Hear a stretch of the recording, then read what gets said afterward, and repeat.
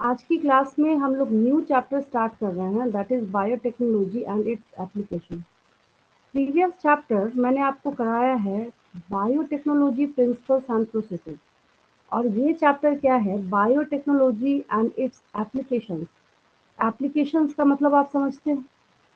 Applications का मतलब है कि अगर आपके पास कोई टेक्निक है जिसका सारा प्रोसीजर आपके ब्रेन में फीड है, ठीक है, लेकिन आपको उसको इम्प्लीमेंट करना है कि कैसे हम इसको इम्प्लीमेंट कर सकते हैं और कैसे हम इसका इस्तेमाल कर सकते हैं। मतलब अगर बिल्कुल साधारण भाषा में मैं आपको समझाऊं तो सिंपल सी बात ये है कि इस चैप्टर में आपको ये सीखना है, इस 12th चैप्टर में, कि जितने प्रोसेसेस मैंने आपको चैप्टर 11 में सिखा रखा है कि आप उसको इस्तेमाल कैसे कर सकते हैं। ठीक है, अब यहाँ पे अगर आपके बुक के हिसाब से हम लोग चलें तो सबसे पहली बात तो यहाँ पे जो बायोटेक्नोलॉजी है, तो 11th चैप्टर में जैसे ही ये टर्म आता था बायोटेक्नोलॉजी, तो वहाँ मैंने आपको एक बात सिखा रखी थी कि बायोटेक में जो किसी भी ऑर्गेनिज्म के, जैसे यहाँ पे इतने सारे हमें बैक्टीरिया नजर आ रहे हैं, अगर मैं आपसे क्वेश्चन पूछूं कि इस बैक्टीरिया के शेप को देख के आप इसको कहाँ क्लासीफाई कर सकते हैं, तो ऑब्वियस है कि इसका शेप कैसा है, रॉड लाइक है, तो ये बैसिलस है। और अगर एक से ज्यादा, ये आपको प्लूरल यहाँ पे ढेर सारे दिख रहे हैं, तो बैसिली हो जाएगा। ये 11th क्लास में मैंने पढ़ाया था, अगर एक है तो बैसिलस, एक से ज्यादा है तो बैसिली हो जाएगा। ठीक है, तो अगर बायोटेक्नोलॉजी हमें करना है तो बायोटेक्नोलॉजी करने में एक और बात आती है। क्या? एक और बात ये आती है कि अगर कोई आपको एक्सपेरिमेंट करना है, अगर मैं छोटी सी बात बोलूं कि इंसुलिन प्रोडक्शन करना है, तो इंसुलिन प्रोडक्शन जो है वो कैसे करेंगे, कैसे करेंगे? सीखने के बाद ऐसा तो नहीं कि आप छोटे स्केल पे उसको कराएंगे, आपको उसको बड़े मेजर स्केल पे कराना है, और इतने बड़े स्केल पे कराना है कि जैसे कोरोना वैक्सीन का आपने एग्जाम्पल देखा है और देख रखा है, पेंडेमिक का केस आप लोगों ने, जहाँ पे कि एक बार जब सारे डोजेज आए तो वो ओवर हो गए, तो फिर आप देखते थे कि न्यूज में आता था, बोला जाता था कि अभी जो ये वैक्सीन है इसके सारे डोज ओवर हो गए हैं, कुछ टाइम के बाद जो है ये मार्केट में आएगा, उसके बाद आप इसको वापस ले सकते हैं। ठीक है, कुछ टाइम भी दिया जाता था कि हाँ इतने ड्यूरेशन के बाद आपको लेना है। ये मैं आपको इसलिए शो कर रही हूँ ना यहाँ पे कि इसको देखने के बाद आपको पता चल जाएगा कि मैं जो ऐसे अभी बोल रही हूँ कि इसको इंडस्ट्रियल स्केल पे हम लोग करते हैं, तो ये कितने बड़े स्केल पे होता है, कितने जायंट स्केल पे होता है, मतलब इतने बड़े स्केल पे होता है कि आप इसको सोच भी नहीं सकते। इतने बड़े स्केल पे ये होता है। इसमें हमने क्या किया है, ये बायो रिएक्टर है ये। अभी इतने बड़े बड़े रिएक्टर्स होते हैं, मतलब यहाँ पे ये पूरा एक प्लांट है, यहाँ एक बायो रिएक्टर, ये दूसरा है, ये तीसरा है, नेक्स्ट है, तो ये पूरा का पूरा प्लांट लगा हुआ है बायो रिएक्टर का। किस चीज का? अब सपोज कीजिए कि कोई ऐसी चीज है जो हमें पूरी कंट्री के लिए बनाना है, तो ऑब्वियस है उतना बड़ा प्लांट भी हम लोगों को बनाना बनाना पड़ेगा। अब एकदम छोटे स्केल पे अगर हम करेंगे, सिर्फ एक्सपेरिमेंट करके हमने रखा। अब मैं आपसे क्वेश्चन पूछूं कि अगर आप अभी पढ़ाई कर रहे हैं, लेकिन आपको पता चल जाए कि हम जो पढ़ाई कर रहे हैं, हमारा जो एग्जाम में सब्जेक्ट है वो हिस्ट्री है, बायो तो आप नहीं पढ़ेंगे मेरे से, तो ऑब्वियस है कि अब से रात भर जग जग के आप क्या करेंगे, हिस्ट्री पढ़ना स्टार्ट कर देंगे। तो आपको पता है कि आप जिस चीज़ की पढ़ाई कर रहे हैं उसका कोई एप्लीकेशन है। एप्लीकेशन है बोलने का मतलब है कि पहले आपको सीखना है। अगर उसके बाद आपने बहुत अच्छा सीखा, बहुत अच्छा आपने ग्रास्प किया, बहुत सारी चीज़ें आपको याद हुई, फिर आप नीट में सेलेक्ट होकर मेडिकल कॉलेज में जाएंगे।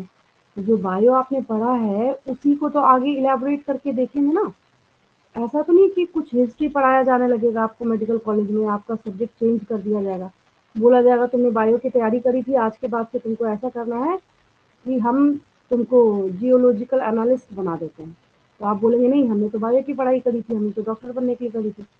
एग्जैक्टली उसी तरीके से अगर आप किसी चीज़ को यहाँ सीख रहे हैं, कोई ऐसी चीज़ है जो आप जानते हैं कि हम यहाँ अगर सीख रहे हैं तो उसका हम कुछ ना कुछ यूज़ करने वाले हैं, उसको हम कहीं ना कहीं अप्लाई करने वाले हैं। ठीक है, तो यहाँ आपको बताया जा रहा है biotechnology, as you would have learn from the previous chapter, essentially deals with industrial scale production of biopharmaceuticals and biological using genetically modified microbes. अब सवाल ये उठता है कि अगर आपसे कोई पूछे, या तो हम उसको बोलें जेनेटिकली मॉडिफाइड माइक्रोब्स, या फिर हम उसको बोलें जेनेटिकली मॉडिफाइड ऑर्गेनिज्म।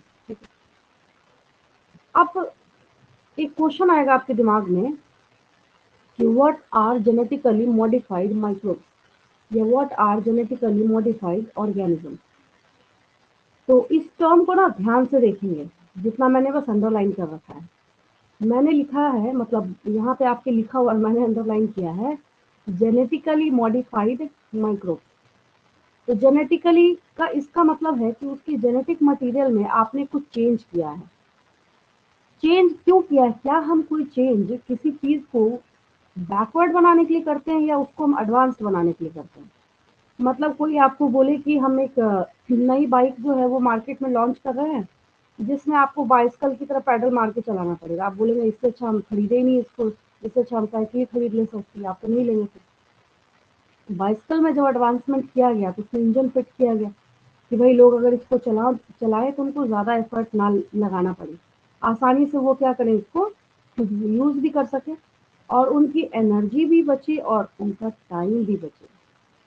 तो अगर टाइम नहीं बचेगा तब भी नहीं आएगा। यहाँ तो हम बायोटेक्नोलॉजी बोल रहे हैं ना। अगर ऐसे नॉर्मली फिजिक्स में या केमिस्ट्री में ही अगर आप कहीं पे आप टर्म सुनते हैं टेक्नोलॉजी, ठीक है, तो टेक्नोलॉजी का साफ सीधा सा ये मतलब है कि आप समय बचाने के लिए कुछ कर रहे हैं। अगर आप किसी चीज को, किसी टाइम को पता चला आपने जो 1 घंटा में होता था उसको 5 घंटे में कर रहा है। आपने बोला कि हमने मार्केट में एक नई कार लॉन्च की है जो कि इस प्रॉपर स्पीड से चलता है, तो आपने खरीदा उसको। जब आपने चलाना स्टार्ट किया तो आपको पता चला कि मैक्सिमम स्पीड जो है वो 40 से ज़्यादा है ही नहीं। फिर आप बोलेंगे हमारी, तो आप खरीदेंगे भी नहीं, आपको पता चलेगा तो। क्योंकि कोई भी इंसान अगर टेक्नोलॉजी को अपनी लाइफ में इंट्रोड्यूस करता है या उसको अप्लाई करता है, तो उसका साफ सीधा सा एक मतलब होता है कि क्या करना चाहता है, वो अपना समय बचाना चाहता है। वो अपना क्या करना चाहता है, समय बचाना चाहता है। समय को वो चेंज करना, मतलब टाइम को जो पहले लग रहा था उसमें चेंज करके उस टाइम को वो कम करना चाहता है, इसलिए वो यूज कर रहा है। तो हम ये कैसे करेंगे? मैंने हिंदी में तो समझा दिया। अगर कोई इंग्लिश में आपसे पूछे what do you understand by genetically modified microbes और ऑर्गेनिज्म, तो आपको साफ सीधी सी बात बोलनी है, genetically modified organisms are the specific organisms whose genome has been engineered in the laboratory। Engineered मतलब आपने कुछ ना कुछ उसमें ऑल्टरेशन अपनी मर्जी से किया है। पहले ही मैंने आपको सिखा रखा है 11th चैप्टर में what is the meaning of genetic engineering, है ना। तो वहां पे आप क्या कर रहे थे, उसके जीन को ऑल्टर कर रहे थे। अब इसको मैं एक लाइन लिख देती हूँ, डेफिनेशन है तो इम्पोर्टेंट ही आपके लिए। तो मैंने यहाँ पे आपको समझाने के लिए प्लांट लगाया था। चलिए,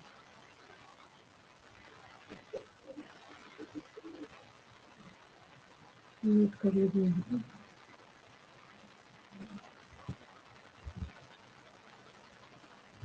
genetically modified organisms।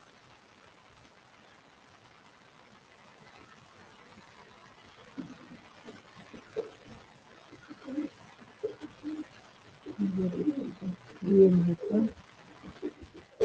genetically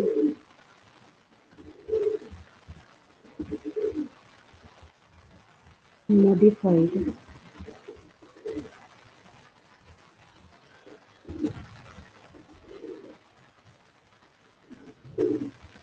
organism। ये हो गया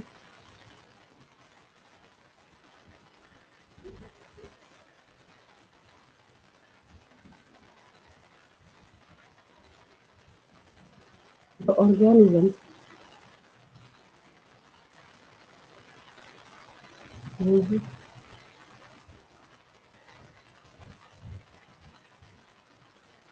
जेनेटिक मटेरियल, जेनेटिक मटेरियल। जैसे कोरोना वैक्सीन के केस में आपको क्या दिया जा रहा था, लाइव आरएनए दिया जा रहा था, है ना। तो वैसा ऑर्गेनिज्म जिसकी जेनेटिक मटेरियल को आपने ऑल्टर किया है, ये genetic material has been altered using genetic वही अभी तो नहीं।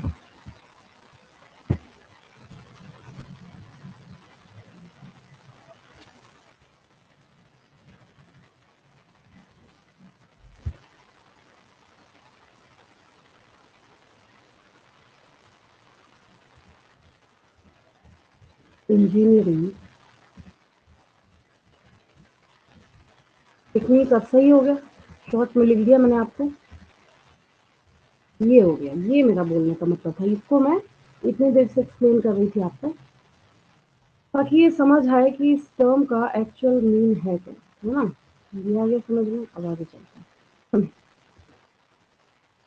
देन हम यहाँ बात करते हैं कि आप क्या कर रहे हैं, इसको किस लिए इस्तेमाल कर रहे हैं। तो पहली बात तो मैंने आपको शो किया कि इंडस्ट्रियल स्केल पे इसका प्रोडक्शन कर रहे हैं, और जेनेटिकली मॉडिफाइड माइक्रोब्स हो सकते हैं, माइक्रोब्स हो सकते हैं, फंजाई हो सकता है, प्लांट हो सकता है, एनिमल हो सकता है, ठीक है। The applications of biotechnology include therapeutics, diagnostics, genetically modified crops for agriculture, processed food।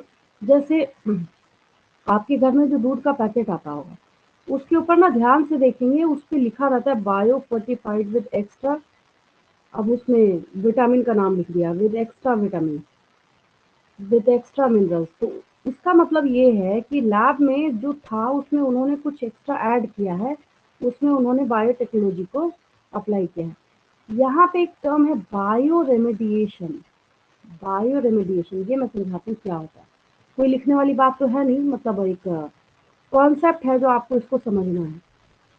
अगर ऐसा हो जैसे अभी कुछ टाइम पहले आपने नोटिस करा होगा कि जब बारिश का सीजन आया तो जहाँ जहाँ पे जो वेस्ट है, कचरा है, या फिर गार्बेज है, इधर उधर अगर फेंका हुआ है तो उसमें से स्मेल आ रही थी। स्मेल आने का मतलब ये है कि वहाँ पे उस एयर में माइक्रोब्स हैं, ठीक है। तो अगर माइक्रोब्स हैं तो उसकी क्लीनिंग के लिए कुछ ना कुछ आपको करना होगा, फ्यूमिगेशन करना होगा। फ्यूमिगेशन मतलब कि जैसे कैसे डीडीटी को छिड़काव करते हैं ना मच्छरों को भगाने के लिए, तो वैसे ही अगर किसी ऐसे केमिकल की स्प्रेडिंग करें हम लोग जिससे कि वहाँ के माइक्रोब्स किल हो जाए। रेमेडी मतलब शुद्धिकरण होता है। तो बायो रेमेडिएशन का मतलब है कि बायो साइंस का, लाइफ साइंस का यूज करके कहीं किसी जगह को आप क्या कर रहे हैं, क्लियर कर रहे हैं, या वहाँ के माइक्रोब्स को खत्म कर रहे हैं, ठीक है। तो ये बायो रेमेडिएशन हो गया। और मैंने आपको माइक्रोब्स इन ह्यूमन वेलफेयर में बहुत अच्छा पढ़ा रखा है, वेस्ट ट्रीटमेंट। अब वो भी कोई आसान काम तो था नहीं, सीवेज ट्रीटमेंट प्लांट बड़े बड़े लगे हुए थे। उसमें भी प्रॉपर क्या चाहिए, टेक्नोलॉजी चाहिए। कैसे माइक्रोब्स का यूज करना है, टेक्नोलॉजी तो चाहिए, लेकिन वो टेक्नोलॉजी भी बिना लिविंग ऑर्गेनिज्म के फेल है। मतलब हम ये सारी टेक्निक टेक्निक पढ़ रहे हैं, टेक्नोलॉजी पढ़ रहे हैं, वहां तक तो ठीक है, लेकिन ये जो हम टेक्निक और टेक्नोलॉजी पढ़ रहे हैं, तो क्या इसमें हम लाइफ साइंस को इंटीग्रेट नहीं कर रहे, क्या कर ही रहे हैं। और एनर्जी प्रोडक्शन के लिए भी हम लोग इसका इस्तेमाल करते हैं। अब यहाँ नेक्स्ट आपको एक बात बताई जा रही है, three critical research areas of biotechnology are, मतलब किस किस अलग अलग डाइवर्टेड एरियाज में हम इसका इस्तेमाल करते हैं। जैसे providing the best catalyst in the form of improved organism using a microbe और प्योर एंजाइम। अगर मैं आपको इसके लिए सबसे अच्छा एग्जांपल दूं टैग पॉलीमरेज का, तो आपको मेरी बात समझ आ जाएगी। बोलने का क्या मतलब है, हमने वहां पे एक एंजाइम का इस्तेमाल किया था पीसीआर में, पॉलीमरेज चेन रिएक्शन में। इसमें इस्तेमाल किया था हमने पॉलीमरेज चेन रिएक्शन। मैं शो कर देती हूँ, वैसे तो आपको याद होना चाहिए, नहीं याद हो तो मैं शो कर देती हूँ आपको, देखिए। पीसीआर की बात कर रहे हैं हम लोग।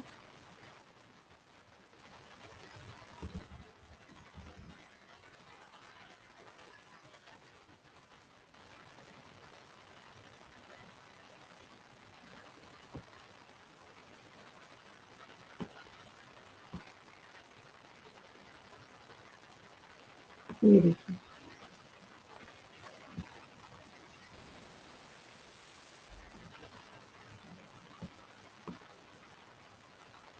अब ये यहाँ पे है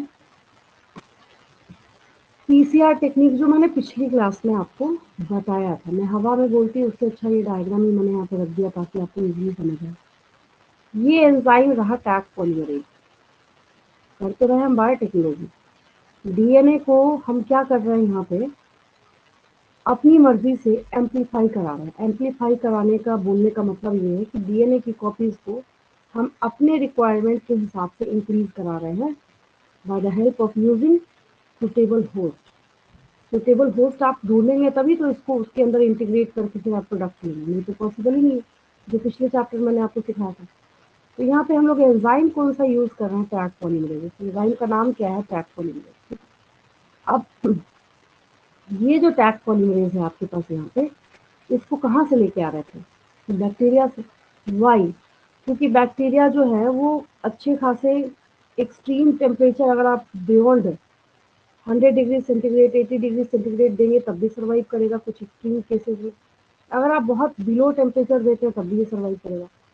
तो हमने अपने रिस्क से बचने के लिए अगर किसी की बॉडी से पॉलीमरेज को आइसोलेट करके यूज किया जाए, तो आपको पता है कि enzymes are proteinaceous in nature. तो होगा क्या कि उस प्रोटीनेशियस इन नेचर होने की वजह से आप उसका इस्तेमाल तो करेंगे, लेकिन जैसे ही थोड़ा भी टेम्परेचर राइज करेगा तो उसके सारे बॉन्ड्स टूट जाएंगे अमीनो एसिड के बीच के, फिर वो यूजलेस हो जाएगा। इससे बचने के लिए हमने क्या किया है, इसको यहाँ पे आइसोलेट किया है, ठीक है।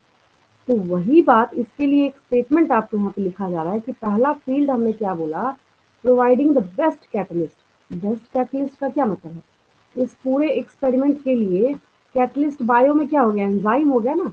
तो ये जो एंजाइम है टैग पॉलीमरेज, तो हम तो बेस्ट ही ढूंढ के लाए ना। हमने देखा कि इस पूरे प्रोसेस में सबसे अच्छा यही टैग पॉलीमरेज काम कर सकता है, इससे अच्छा और कोई काम कर ही नहीं सकता, तो ऑब्वियस है इसकी इंपॉर्टेंस ज्यादा हो जाएगी इस टैग पॉलीमरेज की। तो यहाँ पे आपको बताया जा रहा है कि हम बेस्ट कैटलिस्ट का इस्तेमाल करें in the form of improved organism using of microbe और प्योर एंजाइम, ठीक है। सेकेंड पॉइंट है creating optimal conditions through engineering for a catalyst to act. ये बहुत बड़ी बात है, बोलने का ये मतलब है कि आपको यहाँ पे बायोरिएक्टर दिख रहा है, ठीक है। इस बायोरिएक्टर के अंदर सपोज कीजिए कि आपको इंसुलिन प्रोडक्शन कराना है, लेकिन जो टेम्परेचर है वो आप उसको ऑप्टिमम टेम्परेचर वहाँ पे प्रोवाइड करा ही नहीं पा रहे। पीएच आपने बहुत ज़्यादा एसिडिक कर दिया या अपने आप एसिडिक हो गया, आप तो आपके पास इसमें देखिए कितने सारे पोर्ट लगे हुए हैं, इतने सारे पोर्ट हैं और इतनी फैसिलिटीज होती है इसमें कि आप सोच भी नहीं सकते, ठीक है। तो आपने इसको, इस प्लांट को लगा तो दिया है, तैयार करा दिया आपने, सब कुछ कर दिया आपने, और आपको इंसुलिन यहाँ पे प्रोड्यूस भी करना है, लेकिन सब कुछ आप लेके आए, आपके पास जो जो चीज़ें उसको बनाने के लिए चाहिए सारी चीज़ें अवेलेबल है, लेकिन नेगेटिव पॉइंट ये है कि ऑप्टिमल कंडीशंस आप प्रोवाइड नहीं करा पा रहे। आपको पता ही नहीं है कि जो ऑप्टिमल कंडीशन है उसको कैसे किस तरीके से अप्लाई करना है, ठीक है।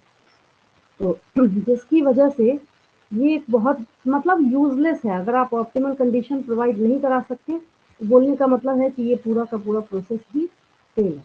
तो ऑप्टिमल कंडीशंस आप क्या कर रहे हैं, यहाँ पे आपको क्रिएट करना पड़ेगा, पहले से थोड़ी होगा, पहले से तो नहीं होगा। तो क्रिएटिंग लिखा हुआ, क्रिएटिंग मतलब आपको करना है, नेचर आपको करके नहीं देगा, आपको उसके लिए मेहनत करनी पड़ेगी। अगर ऑप्टिमल कंडीशन देना है तो आपको उस बायो रिएक्टर के अंदर का कैसे टेम्परेचर मेंटेन करना है वो आपकी रिस्पॉन्सिबिलिटी है, ठीक है। और अगला है downstream processing technologies to purify the protein और ऑर्गेनिक कंपाउंड। बोलने का ये मतलब है चैप्टर के एंड में, सबसे लास्ट में सबसे एंड में आपने जो देखा था बायोटेक्नोलॉजी वाले में 11th चैप्टर में, उसमें आपने देखा था down stream processing. Down stream processing में आपने सीखा था कि अब जैसे डीएनए है तो डीएनए अकेला नहीं होता, डीएनए के साथ हिस्टोन होगा, उसके आस-पास में आरएनए भी प्रेज़ेंट होते हैं क्योंकि वो ट्रांसक्रिप्शन भी कर रहा होता है। तो आपको पहले उसको प्यूरीफाई करना है, उसमें से सारी एक्स्ट्रा चीज़ें जो आपको नहीं चाहिए पहले आपको उसमें से रिमूव करना है। ये सेंस आता है प्यूरिफिकेशन का, ठीक है। दूसरी बात ये है कि जब आपने उसको वैसा किया है तो इंडस्ट्रियल स्केल पे आपको उसको क्या करना है, एम्पलीफाई भी करना है। तो इन दोनों को जब आप इंक्लूड करेंगे तो क्या बोलेंगे हम लोग इसको, डाउन स्ट्रीम प्रोसेसिंग बोलेंगे, ठीक है। तो डाउन स्ट्रीम प्रोसेसिंग टेक्निक आपने अप्लाई किया उस प्रोटीन को या ऑर्गेनिक कंपाउंड को प्यूरिफाई करने के लिए। अब यहाँ पे बोल रहा है let's now learn how human beings have used biotechnology to improve the quality of human life. क्या बोलने का मतलब है improve the quality of human life. पहले अगर डायबिटीज का टाइप 2 होता किसी को, जहाँ पे इंसुलिन बनना बंद हो गया बॉडी के अंदर। तो लोग बोलते हैं कि भाई अब हम कुछ नहीं कर सकते हैं, अब आप जितने दिन तक जी सकते हो आपकी मर्जी है। मतलब मर्जी नहीं, मतलब जितने दिन तक आप जी सकते हो वो आपका लाइफ स्पैन बचा खुचा हुआ है, हम उसमें कुछ नहीं कर सकते, हम उसको इनहेंस नहीं कर सकते। लेकिन आज के डे में क्या है, इंसुलिन के इंजेक्शन आने की वजह से जो डायबिटिक पेशेंट्स भी हैं वो एटलीस्ट कुछ ना कुछ जो लाइफ स्पैन उनका था उसको वो प्रोलॉन्ग कर लेते हैं, वहाँ पे उसको वो आगे एक्सपेंड कर लेते हैं। तो क्वालिटी ऑफ ह्यूमन लाइफ इसमें क्या क्या इन्हेंस करने का काम किया है, specially in the field of food production and health. ठीक है, अब मैं ना आपको एक एग्जांपल देती हूँ, बहुत अच्छा सा जीरो लेवल का ही एग्जांपल है। आपको ये रॉड शेप्ड बैक्टीरिया दिख रहा है, लैक्टोबैसिलस, कौन सा बैक्टीरिया है, लैक्टोबैसिलस। अगर मैं आपसे क्वेश्चन पूछूं कि लैक्टोबैसिलस बैक्टीरिया का क्या काम होता है, तो ये बच्चे बच्चे को पता होता है कि लैक्टोबैसिलस जो है वो मिल्क को कर्ड में, यानी दूध को दही में ट्रांसफॉर्म करने का काम करता है, सबको पता है। अगर हम ऐसा करें कि ये जो बैक्टीरिया है इसमें से प्लाज्मिड को लैब में निकालें और इसके अंदर हम कुछ ऐसे जीन्स ऐड करें कि एक्स्ट्रा प्रोटीन जो है उसमें ऐड करें, ठीक है। तो अगर इस बैक्टीरिया का नंबर हम इंक्रीज करा के और इसको हम अप्लाई करते हैं मिल्क को कर्ड में ट्रांसफॉर्म करने के लिए, इसका मतलब है कि उस कर्ड की क्वालिटी बहुत अच्छी हो जाएगी। और जब उस कर्ड की क्वालिटी बहुत अच्छी हो जाएगी तो कर्ड की क्वालिटी अच्छी होने की वजह से ह्यूमन लाइफ को भी फायदा होगा। क्वालिटी आप अच्छा खाएंगे तो आपका स्टेमिना बढ़ेगा, स्टेमिना बढ़ने का मतलब है ह्यूमन लाइफ, आपकी लाइफ कैसे अच्छी होगी, हेल्थ से और क्या तरीका है। लाइफ तभी अच्छी होती है, हम यहाँ पे किस सेंस में बात कर रहे हैं, हेल्थ के सेंस में हम लोग यहाँ पे बात कर रहे हैं, ठीक है। अब इस सीरीज में जो ये एक्सप्लेनेशन है उसमें हम लोग आगे समझना स्टार्ट करते हैं। तो बायोटेक्नोलॉजी जो है उसको हम एग्रीकल्चर में कैसे इस्तेमाल करते हैं, ठीक है, आगे सीखते हैं।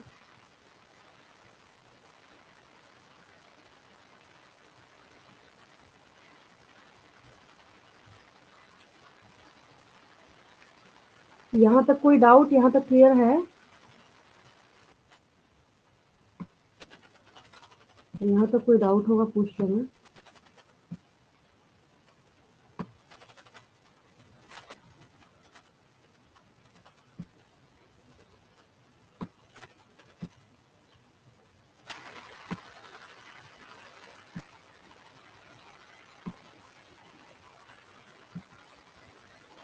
अब हम लोग यहाँ पे बात कर रहे हैं बायोटेक्नोलॉजिकल एप्लीकेशंस इन एग्रीकल्चर। सबसे ज्यादा जरूरी तो यही है। बोलने का क्या मतलब है कि जो आपका एग्रीकल्चरल फील्ड है और आपका हेल्थ तो उसी के साथ कनेक्टेड है ना। कितनी भी कोई एडवांसमेंट कर ले, कितना भी आईफोन का आगे आगे आगे सीरीज चलता चला जाए, लेकिन आपके हेल्थ के लिए तो क्या चाहिए, फूड चाहिए। और फूड बोलने का क्या मतलब है कि जो आप खुद को न्यूट्रिशन देने के लिए कंज्यूम कर रहे हैं उसकी क्वालिटी कैसी होनी चाहिए, अच्छी होनी चाहिए। अच्छी होने का मतलब है कि पता चला कि आप एक नॉर्मल सा, आजकल तो लोग वाटरमेलन में भी इंजेक्शन से बाहर उसके अंदर कलर डाल देते हैं। तो सपोज कीजिए कि वैसा वाटरमेलन लेके आए, तरबूजा जो होता है वो खाने के लिए आप लेके आए, तो आपको क्या लगता है उससे हेल्थ आपका अच्छा होगा या खराब होगा? खराब ही हो, अच्छी तो नहीं होगी क्वालिटी उसकी। तो जिसकी वजह से क्या होता है, आपको सिर्फ लॉस होगा। तो उस लॉस से बचने का क्या तरीका है कि आप क्या कीजिए, जो फूड आपके पास अवेलेबल है उसमें उसकी क्वालिटी में इन्हेंसमेंट करेंगे। क्वालिटी में इन्हेंसमेंट कई बार बायोटेक्नोलॉजी बहुत इंपॉर्टेंट रोल प्ले करता है उसकी क्वालिटी को इन्हेंस करने के लिए, करेगा ही करेगा हर तरीके से। अगर हम उसकी प्लाज्मिड में बाहर से लगने वाले, मतलब मैं एक चीज समझा रही हूँ आपको जीरो लेवल पे, कि अगर आप किसी ऐसे प्रोडक्ट को इस्तेमाल कर रहे हैं जो माइक्रोब का है, जैसे दही की बात करी हुई मैंने, आप नहीं बना सकते उसको। कोई आपको बोले कि ये लो तुमको मैंने मिल्क दिया है, इसमें बैक्टीरिया ऐड नहीं करना, तुम बनाओ इसको कर्ड में, आप बोलेंगे हम कैसे बनाएं, हमारी बॉडी में थोड़ी कोई टेक्निक ऐसे करता है, या हम तो नहीं कर सकते हैं, नेचर में और कोई भी नहीं कर सकता है। तो इसको आप कैसे कर सकते हैं और किस तरीके से कर सकते हैं, करा सकते हैं, उसमें उसके प्लाज्मिड को चेंज कीजिए। जैसा कि आपकी बुक में जब आप देखेंगे आपको तो डायग्राम याद हो गया होगा। रिकॉम्बिनेंट डीएनए टेक्नोलॉजी जो था पेज नंबर 197 पे, वो आपको याद हो गया होगा, ये मैं रिपीट कर रही बात है, ठीक है। उस पेज को जब आप देखेंगे तो उसमें आपको एक बात पता चलेगी कि आपने वहाँ पे क्या किया है, प्लाज्मिड का यूज़ करके और उसमें अपने जीन ऑफ इंटरेस्ट को ऐड किया है। यहाँ हम उसको एग्रीकल्चर में यूज़ कर रहे हैं। पर let us take look at the three options that can be thought for increasing food production. पहला है एग्रोकेमिकल बेस्ड एग्रीकल्चर, मतलब वैसे केमिकल्स को आपको यूज करना है जो कि उस एग्रीकल्चर के लिए आपके यील्ड को बढ़ाने के लिए अच्छा हो, मतलब गुड हो उसके लिए। देन है ऑर्गेनिक एग्रीकल्चर। ऑर्गेनिक एग्रीकल्चर बोलने का मतलब है, जैसे आपने देखा होगा आजकल मार्केट में बहुत सारे प्रोडक्ट्स लॉन्च हो रहे हैं, खाने पीने की कई चीज़ें लॉन्च हो रही हैं जिसमें बोला जाता है कि ऑर्गेनिक ऑर्गेनिक, उसके पैकेट के ऊपर ही लिखा रहता है। ऑर्गेनिक बोलने का मतलब है no use of any kind of chemical. आप वहाँ पे किसी भी तरह का कोई केमिकल हार्मफुल यूज कर ही नहीं रहे हैं कि हमने कीड़े मकोड़ों को तो भगा दिया लेकिन पता चला वो सारे केमिकल उसी के अंदर चले गए, तो दिक्कत है ना। तीसरा यहाँ पे genetically engineered crop based agriculture. आपको बीटी कॉटन का एक एग्जांपल याद होगा जो मैंने आपको 10th चैप्टर में लास्ट में थोड़ा सा आया था तो बताया था। वो और अच्छे से इस चैप्टर में समझ आएगा क्योंकि यहाँ तो आपको पढ़ना ही है, ठीक है। बीटी कॉटन जो उसका एक टॉपिक ही दिया हुआ है, इस चैप्टर के थ्रू भी मैंने आपको समझाया था। तो उसमें हमने क्या किया, एक मैं इमेज आपको दिखाई देती हूँ समझाने के लिए ताकि बेटर समझ आए, ताकि आपको भी ऐसा नहीं लगे मैम हवा में क्या बोलती हूँ, समझ नहीं आया। देखिए बीटी कॉटन,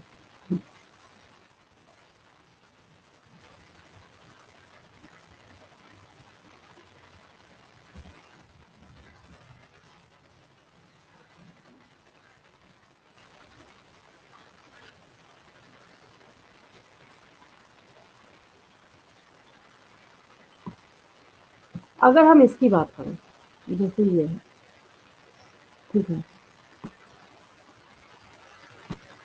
तो मैं ये क्वेश्चन पूछ रही हूँ आपसे, पहले मैं बता देती हूँ तब पूछने के बाद नहीं है।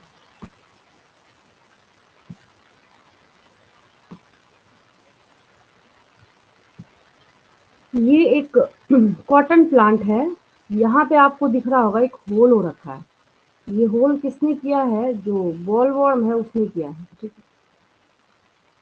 बॉल वॉर्म को हटाने के लिए हमने एक बैक्टीरिया का इस्तेमाल किया जिसका नाम मैंने आपको सिखाया था। यहाँ लिखा हुआ है genetically engineered crop based agriculture. तो कॉटन के इस डिजीज को हटा के, मतलब इस बेचारे को तो डिजीज ही हो गया, उस वॉर्म ने इसको हार्म किया, तो हम कैसे जेनेटिक इंजीनियरिंग का इस्तेमाल करके इसके एग्रीकल्चर को अच्छा कर रहे हैं, हम मैं वो सिखा रही हूँ आपको। तो हमने क्या किया था, उस बैसिलस thuringiensis बैक्टीरिया जो है उसका इस्तेमाल किया था और उसके स्पोर्स को, मतलब हमने क्या किया, उसके सैशे आते हैं पानी में घोल के, अगर आप इसके ऊपर स्प्रे कर देंगे, इसके ऊपर, ठीक है। तो इसके ऊपर स्प्रे करने के बाद पता है क्या होगा, अगर बॉल वॉर्म इसकी लीकिंग करना चाहेगा, चाहता हुआ अगर इसके पास आएगा तो उसकी डेथ हो जाएगी। उसके गट में जाके जो प्रोटॉक्सिन है वो क्या होगा, एक्टिव हो जाएगा। पहले वो इनएक्टिव था, फिर वो एक्टिव हो जाएगा टॉक्सिन, जिसकी वजह से खुद ही उसकी डेथ हो जाती है। तो अगर हम यहाँ पे बायोटेक्नोलॉजी का इस्तेमाल नहीं करते, तो बायोटेक्नोलॉजी का इस्तेमाल नहीं करते तो ये पॉसिबल नहीं था। तो हमने यहाँ पे क्या किया, तो अब जो बीटी कॉटन आप बैसिलस thuringiensis का इस्तेमाल करके बना रहे हैं वो जेनेटिकली इंजीनियर्ड क्रॉप हो गया वो, ठीक है। और ग्रीन रिवॉल्यूशन के फादर एम एस स्वामीनाथन तो मैंने आपको मार्क करा ही रखा है। Succeed in tripling the food supply, आपको पता है डे बाई डे कहाँ, बिफोर 1947 जो इंडिया की पॉपुलेशन है वो 90 लैक्स भी नहीं थी पूरी, और कहाँ आज मोर देन 135 करोड़ है, ठीक है। समझ आ ही रहा है आपको, तो इसका मतलब है उसमें भी कई लोग तो भूखे ही सोते हैं आज भी। जब आप रेट देखेंगे पोवर्टी का, इसका उसका, तो न्यूज में आपको पता ही चलेगा, ठीक है। मतलब आज भी सफिशिएंट नहीं, सफिशिएंट तो दूर की बात है, काफी कम है, सारे लोगों को फीड करने लायक हो नहीं पा रहा है। ऊपर से और उल्टा हम क्या कर रहे हैं, अर्बनाइजेशन और एंथ्रोपोजेनिक एक्शन, मतलब ह्यूमन एक्टिविटीज की वजह से डे बाई डे सारे एग्रीकल्चरल फील्ड फॉरेस्ट सब हटा के हम इसके ऊपर नई नई कंपनीज बना रहे हैं, तो इसका क्या होगा, लॉस ही होगा आगे जाकर। तो ग्रीन रिवॉल्यूशन की वजह से क्या हुआ, tripling the food supply, but yet it was not enough, लिख रहा है ना, it was not enough to feed the growing human population. Increased yields have partly been due to the use of improved crop varieties, but mainly due to the use of better management practices and use of agrochemicals, fertilizers and pesticides. However, for farmers in the developing world, agrochemicals are often too expensive. इनके लिए तो expensive ही है जो rural areas में farmers वगैरह रहते हैं. And further increases in yield with existing varieties are not possible. Using conventional breeding, हाँ बिल्कुल पुरानी तकनीक से अगर चले जाए ना, बिल्कुल जो परंपरागत शुरू से चलती चली आई है, तो उसका इस्तेमाल करके हम इस तकनीक को ज़्यादा इनहेंस नहीं कर सकते. Is there any alternative path that our understanding of genetics can show so that farmers may obtain maximum yield from their fields? कि उसी फील्ड में मान लीजिए कि उसके पास 1 एकड़ है, तो उतने में पहले जो यील्ड थी और उतने ही लैंड पीस में बाद की यील्ड में 3 गुना 4 गुना अगर बढ़ोतरी हो जाती है, तब हम बोलेंगे ना कि टेक्निक है. पता चला पहले जितना था और घट गया, वो तो उसको तो नहीं बोलेंगे. कह रहा है, is there a way to minimise the use of fertilisers and chemicals so that their harmful effects on the environment are reduced? क्या कोई ऐसा तरीका है कि हम इसको क्या कर सकें, हार्मफुल इफेक्ट को वहां से हटा सकें नेचर से? Use of genetically modified crops is a possible solution. आपको क्या करना पड़ेगा, जैसे जिस कॉटन प्लांट में हम लोग बैचलर्स क्यूरिजेनेसिस को अप्लाई करना, यूज करना, इस्तेमाल करना शुरू कर दें, तो वहां पे हम क्या बोलेंगे कि हमने क्या कर दिया, अब हम जेनेटिकली मॉडिफाइड एग्रीकल्चर का, क्रॉप्स का इस्तेमाल कर रहे हैं, ताकि ह्यूमन वेलफेयर जो है वो भी हो रहा है. और दूसरी बात ये है कि कहीं से कोई उसका साइड इफेक्ट नहीं है, कहीं से कोई उसका हार्म नहीं है. सबसे बड़ी बात ये है, जैसे एज फॉर एग्जाम्पल मॉस्किटोज को भगाने के लिए जो छिड़काव किया जाता है, फ्यूमिगेशन किया जाता है, वो डीडीटी का किया जाता है, ठीक है. लेकिन जिस डीडीटी का आप फ्यूमिगेशन कर रहे हैं, वो हार्मफुल कितना ज़्यादा है आपके नेचर के लिए, ये देखना लोग भूल जाते हैं. तो वही आपको यहाँ पे करना क्या है, इस केस में आप सारी चीज़ें यूज़ कर रहे हैं तो भी ठीक है. यूज़ और इस्तेमाल होने के बाद एक और दूसरी बात क्या है कि उसका साइड इफ़ेक्ट कहीं भी किसी तरीके से नहीं होना चाहिए. अगर हो रहा है इसका मतलब बायोटेक्नोलॉजी उस वक़्त, उस केस में, उस कंडीशन में क्या है आपके लिए यूज़लेस है, फिर कोई फ़ायदा नहीं रहेगा उसका, ठीक है. यहाँ तक कोई डाउट किसी को क्लियर है? बिल्कुल. ये ज़ूम हो गया, इसको मैं बाद में सही करूँगी. यहाँ तक समझने में कोई दिक्कत तो नहीं? क्लियर है बिल्कुल? रिप्लाई करेंगे उधर से.